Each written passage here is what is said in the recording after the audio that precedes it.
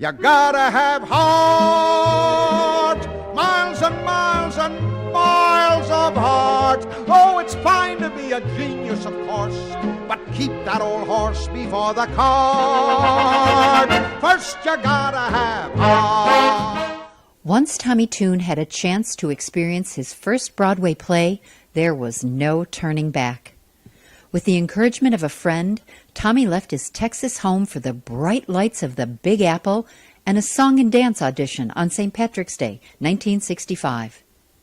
It took only 8 bars of You Gotta Have Heart for the lanky young song and dance man to be chosen for the chorus of his first Broadway show at a salary that reflected Tommy's father's standards of living in high cotton. A friend of mine from Texas was here, and he came down to Houston and he said, enough of the schooling. You've had enough schooling. I'm taking you to New York. And he drove me in his Ford Fairlane to New York. And we arrived on St. Patrick's Day. He said, get out of the car at that newsstand and buy a Variety and buy a Backstage. Those were 2 publications. And he said, is there an audition today? And there was. And he said, you're going. I said, should I take my tap shoes? And he said, yes, take your tap shoes, but don't go in with them on. Have them if they ask you have a specialty. So I did. And they said, okay, guys, sing the last 8 bars of your song. No more, no less, the last 8 bars. But the last 8 bars of my song sounded like this. First you gotta have heart. First you gotta have heart. First you gotta have heart. And I went, well, I can't sing the last 8 bars. So I said, excuse me, if I promise to stop, would it be okay if I sang the first 8 bars? They said, oh God, there's always one. Okay, go ahead. And so I sang, you gotta have heart, oh, you'll be sorry. And now I'm saying, you'll never win. That's when the grin should start. And I stopped. And I think they were so used to everybody singing the last 8 bars, when I went, oh, they can't start. They said, why'd you stop? And I said, that was 8 bars. And they said, sing the rest. So right away, my dumbness, my stupidity had gotten me the chance to sing the whole song. And everybody else was just singing, where you go with me, heaven will always be. Thank you. Thank you. But I went, you gotta have hope. And I sang it through to the end. And I got the job. So you focused on dancing, but you obviously sing, and you sing beautifully, and you sang well for this audition. Had you worked much at being a singer? There are a lot of frauds in the voice teaching business, and I didn't have really good luck. I had a lot of different teachers of voice, and at university I studied voice. Where did you go to college? University of Texas. I graduated with a BFA in theater. And that's where I learned to act, where I got my confidence as an actor, was at university.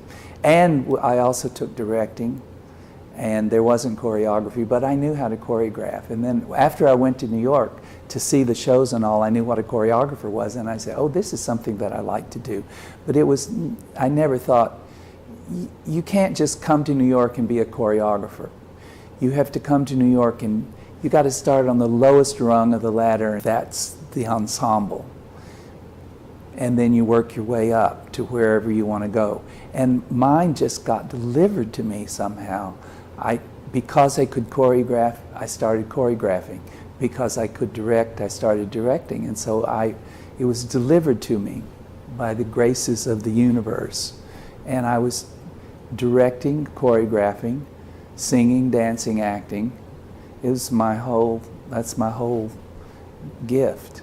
Do you believe that we do come to this world with a purpose? Like the universe does, put us in a place and give us a purpose? I have to believe there is a purpose for each of us, and the good fortune is if you find it. And I found it early because I had to dance, and out of that was my main river. Talent was dancing, and dancing had tributaries, singing, choreographing dances, directing. So you come out of this interview, is your friend waiting for you in the car, or did he just drop you off? Do you remember that? No, we went to his house. I dropped all my clothes, pulled out my dance clothes, and ran down to the rehearsal hall where I auditioned. Was he stunned that you come out with a job? Were you stunned that you came out with a job? I was beside myself. I skipped down the streets, singing down the streets of New York. Also, you know, in my head, on the streets of New York, if you wanted to burst into a song and a dance, it was okay. Because in the movies, that's what they did, you know. On the town, New York, New York, it's a wonderful town. And did you do that? I think I did, yeah. That's awesome. I was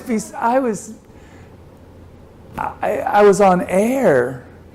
I was on air. Before I left Texas, I asked my dad, I'm not good with math, and I said, how much money should I make a week so I'll be able to live and get by? And he said, well, I would say if you worked your way up to making $100 a week, you would be in high cotton. I knew what high cotton was. So when I went to sign my contract, my salary was $90 a week. So I called my dad. I said, I'm almost in high cotton.